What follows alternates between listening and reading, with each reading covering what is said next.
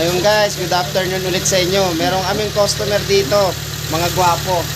Ayan. Yun. May mga issue sila sa kotse. Ngayon, itong isang kotse, meron siyang issue hard starting. Tingnan natin kung bakit naging hard start.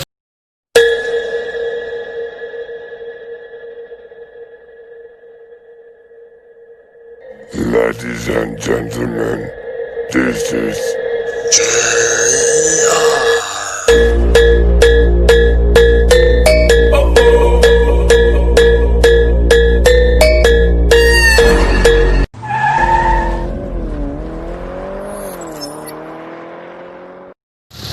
Ayun guys, ang kotse niya, Mitsubishi Lancer GLI 93 model, 93 model.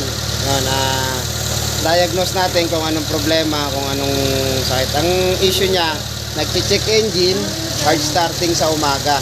So, sige, tingnan natin, gawin natin. Yung guys, ito yung auto niya, ano. Ang nakikita akong problema, kaya siya nagche-check engine.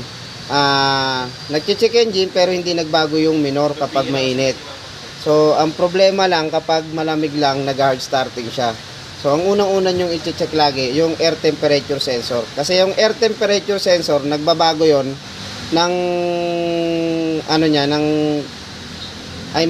parang nagbabago siya pag malamig. Kasi siya yung nagko-control ng air fuel mixture papuntang map sensor. So, wala siyang cold start sa umaga kapag sira yung air temperature sensor. Kaya yun ang una kong naisip. Kaya ang ginawa ko ngayon, pinalitan ko ng air temperature sensor. Tapos, pinalitan ko yung socket kasi wala na siyang socket.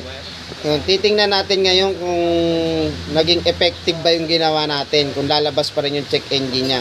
Kasi nalabas yung check engine niya during ng takbo. So, yun, tingnan natin kung magbabago yun.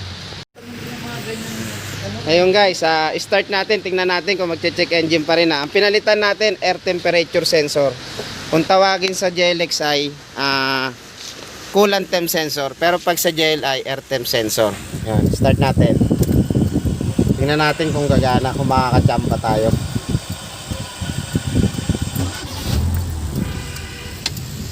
Yan. So, okay na, nag-start na. Hintayin natin dahan-dahan kung lalabas yung check engine. Yan. Rev natin ng onte. One start siya, no. So, nawala yung hard starting niya. Yan. Nasa normal temp siya.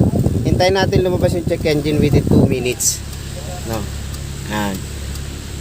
Yung iba kasi, kapag ganyan na hard starting, sasabihin, papalitan ng ignition coil, papalitan ng spark plug, papalitan ng high tension wire, hanggang sa hindi pa makuha yung sakit. Kasi nga daw, palyado sa malamig na temperature. Pero kapag mainit, okay naman. Hanggang sa maging mechanical problem, mapunta sa top overall.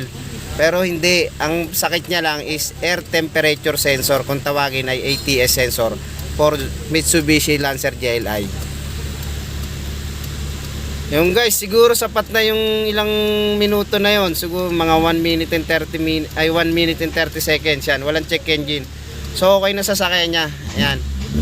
Papakita ko sa inyo kung anong sensor yung pinalitan.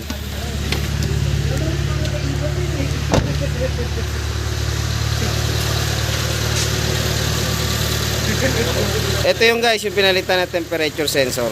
Ayan, air temp sensor. Ngayon okay na. Wala nang palya, wala nang check engine. Okay na rin yung starting niya. So, yun. Nakachamba na naman tayo mga guys. Yan. Ito yung customer natin. Yan, si Boss Don. Anong masasabi nyo, Boss Don? Yan. Satisfied, super satisfied. Si Boss Wilbert, sa kanya rin yung isang Mitsubishi Lancer GLI. Sira naman yung aircon, yung ginagawa natin.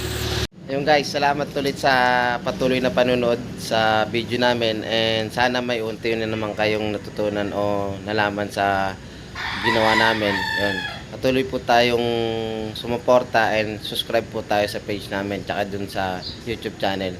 Yun, salamat guys and Happy New Year again.